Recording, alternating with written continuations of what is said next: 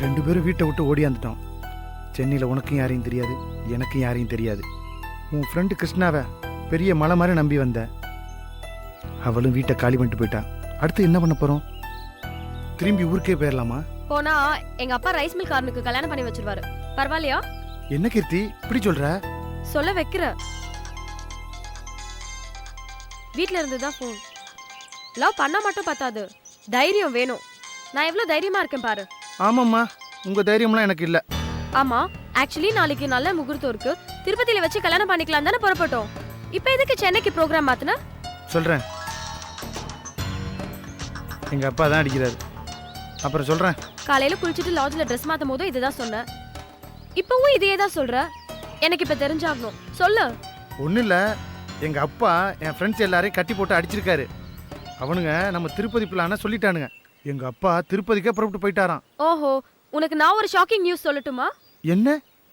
எங்க அப்பா சென்னையில இருக்க அவர் ஃப்ரெண்ட்ஸ் கிட்ட என்னோட போட்டோவும் உன்னோட போட்டோவும் கொடுத்து இங்க இருக்க லாட்ஜ்ல எல்லாம் தேட சொல்லியிருக்காரு. ஐயோ, யார் சொன்னாங்க? எங்க அம்மாவுக்கு கால் பண்ணேன். ஓன்னு அழுதுகிட்டே விஷயத்த சொன்னாங்க. என்னால் தாங்க முடியல, அதான் கட் பண்ணிட்டேன். இப்போ என்ன பண்றது? நாம எங்க தங்குறது? நான் ஒரு ஐடியா வச்சிருக்கேன். என்ன ஐடியா? கிருஷ்ணா நம்பர் கிடைச்சு அவ வர வரைக்கும் நான் அந்த அம்மா வீட்லயே இருக்கேன். லாட்ஜ்ல எல்லாம் தங்க வேண்டாம். அப்பனா நீ ஆம்பளை தானே, பகல் எல்லாம் பஸ்ல சுத்திட்டு இரு. நைட்ல ஏதாவது பிளாட்ஃபார்ம்ல படுத்து அட்ஜஸ்ட் பண்ணிக்கோ, அதான் சேஃப். அதுவும் சரிதான். அப்புறம் ஃபோன் சுவிட்ச் ஆஃப் பண்ணி வச்சிருப்பேன். நீ ஒன்றும் டென்ஷன் ஆகாத. 1 மணி நேரத்துக்கு ஒரு வாட்டி நானே ஃபோன் ஆன் பண்ணி பேசுவேன், ஓகேவா? நானும் அதை தான் பண்ண போறேன். இப்ப மணி 11. அடுத்த 12 மணிக்கு நம்ம 2 பேரும் ஃபோன் ஆன் பண்ணி பேச போறோம், ஓகேவா? ஓகே. சென்னை நம்பர் அந்த அம்மாவா தான் இருக்கும். ஒரு நிமிஷம். ஹலோ கீர்த்தி, சொல்லுங்க ஆண்டி. எங்கம்மா இருக்க? பசிக்குதா ஆண்டி, ஹோட்டல் தேடிட்டு இருக்கேன். நீ ஏமா ஹோட்டல்ல சாப்பிட்டு வயித்த கெடுத்துக்கிற? நீ நேரா கிளம்பி நம்ம வீட்டுக்கே வா, இங்கேயே சாப்பிட்டுக்கலாம். ஓகே ஆண்டி, நான் உடனே வரேன். உடனே வாமா. வரேன் ஆண்டி. ஐயோ, திருப்பி கால் பண்றாங்க. நான் ஃபர்ஸ்ட் மொபைலை ஸ்விட்ச் ஆஃப் பண்றேன். சரி, நம்ம அடுத்த 1 மணி நேரத்துக்கு அப்புறம் ப்ரோக்ராமை ஃபிக்ஸ் பண்ணிப்போம், ஓகே? ஓகே.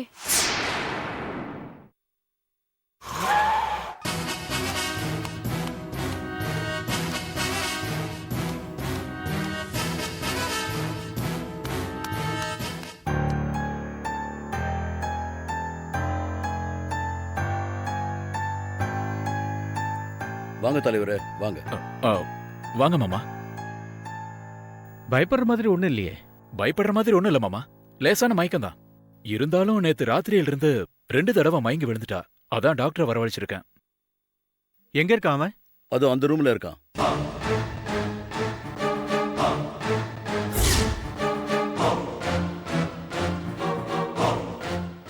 ஏய், உன் பேர் என்ன?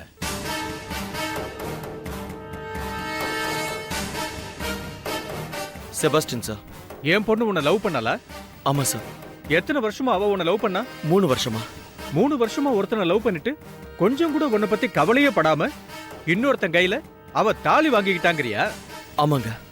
அப்படிப்பட்ட பொண்ணு செத்தா சாகட்டோன்னு தலை முழுகிறத விட்டுட்டு திரும்பி ஏன்டா தேடி வந்திருக்க? அது வந்து என்கிட்ட ஃபைட் பண்ணி அவளை கூட்டிட்டு போய் சாகடிக்க ஏதாவது பிளான் பண்ணி வச்சிருக்கியா? ஐயோ, அதெல்லாம் இல்லைங்க. நான் வேணிய உயிருக்கு உயிரா லவ் பண்றேங்க. அவ கூட வாழணும் தாங்க போராடிட்டு இருக்கேன். டேய், உன்னை மறந்துட்டு இருக்கிற அவளுக்கு எப்படி உன்னை ஞாபகப்படுத்துறது? 3ஆம் பர கமலஹாசன் மாதிரி ஆறாராமான்னு ஆடி காட்டுவியா? என்ன சார் கிண்டல் பண்றீங்க? பின்ன என்னடா பாராட்டுவாங்க நினைச்சியா?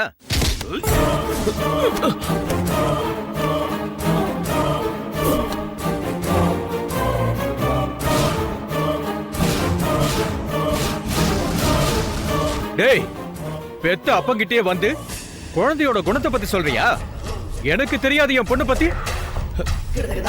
டேய், எங்க பொண்ணு காதலிச்சான்னு தெரிஞ்சா ஒன்னு இல்ல, அவன் எந்த பிச்சைக்காரனா இருந்தாலும் நான் கட்டி வச்சிருப்பேன். அப்படிப்பட்ட ஒரு அப்பா தெரியுமாடா உனக்கு? டேய், உண்மையை சொல்லுடா. என்னையும் பூவரசனை பிரிக்கிறதுக்காகவும் எங்களுக்குள்ள சண்டை மூட்டி விடுறதுக்காகவும் உன்னை யாரோ அனுப்பியிருக்காங்கிறது எனக்கு நல்லா புரியுது சார். இது பாரு, அது யாருன்னு பேரை சொல்லிட்ட உன்னை விட்டுடுவேன். சொல்லு. சார், நான் யாரோட அடியாளும் கிடையாது சார். நீயா சொல்லிட்டு அப்படியே விட்டுடுவேன். நானா கண்டுபிடிச்சேன். அவனை உன்னை பொலி போட்டுடுவேன் ராஸ்கல். சொல்லுடா. சார், நீங்க என்ன எப்படி கேட்டாலும் சரி, என்னோட பதில் ஒண்ணே ஒண்ணுதான். சத்தியமா வேணிக்கும் எனக்கும் 3 வருஷமா லவ் இருந்தது. உங்ககிட்ட சொல்ல பயந்துகிட்டு யாருக்கும் தெரியாம அவ என்ன ரகசியமா கல்யாணம் பண்ணிக்கிட்டா சார். கோவால நாங்க 2 பேரும் 20 நாள் சந்தோஷமா குடும்பம் நடத்தணும்.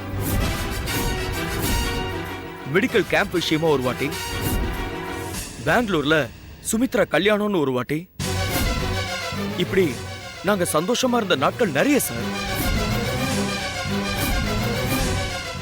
சரியா சொல்லணும்னா உங்க ஆசீர்வாதத்தோட மட்டும் எங்க கல்யாணம் நடந்திருந்ததுன்னா இந்நேரம் வேணி கர்ப்பம்னு தகவல் வந்து நீங்க தாத்தாவா இருப்பீங்க.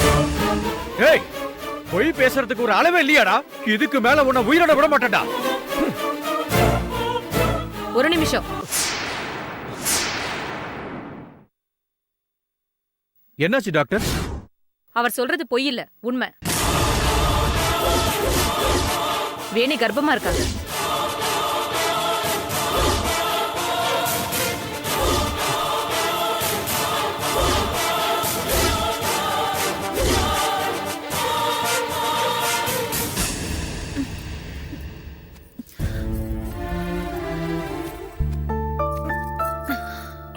வேணி, கல்யாணத்துக்கு முன்னாடி இந்த மாதிரி எப்பவாவது மயங்கி விழுந்திருக்கியா? இல்ல. டாக்டர் செக் பண்ணதா சொன்னீங்களே, என்ன சொன்னாங்க? ஒன்னும் சொல்லல. நீ அதிகமா ஸ்ட்ரெயின் பண்ணக்கூடாதுன்னு மட்டும் சொல்லியிருக்காங்க. அந்தாளிங்க உன் அப்பா கிட்ட கீரல் விழுந்த ரெக்கார்ட் மாதிரி அதையே சொல்லிட்டு இருப்பான். கொஞ்ச நாளைக்கு முன்னாடி ஒருத்தன் கோர்ட்டுக்கு போய் ஒரு நடிகையோட பேரை சொல்லி அவங்க தான் என் மனைவின்னு ஒருத்தன் கேஸ் போட்டான்ல, அந்த மாதிரியான கேஸ் தான் இவன் நினைக்கிறேன். பாருங்க டாக்டர். இப்ப எப்படிமா இருக்கு? பரவாயில்ல டாக்டர். அப்பா, இவ யாருன்னு எனக்கு தெரியாதுப்பா. இவ வந்து எனக்கு தாலி கட்டினத சொல்லி கதை விட்டுட்டு திரியறாப்பா. இவன வேணி, இப்படி எல்லாம் ஆவேசப்படக்கூடாது. உண்மை தெரியணும்ல. என்ன உண்மை தெரியணும்? உன்னோட வயித்துல வளர்ற வாரிசுக்கு அப்பா யாருன்னு தெரிய வேண்டாமா?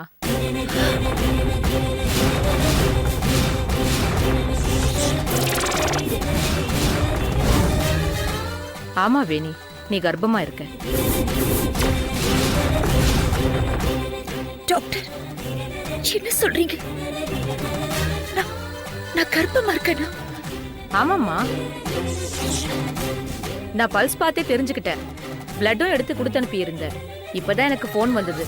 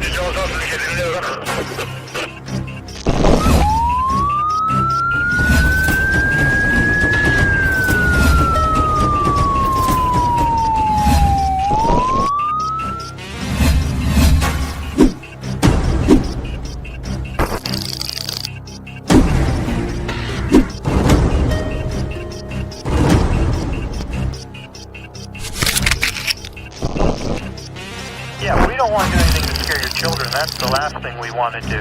We don't want to scare anybody.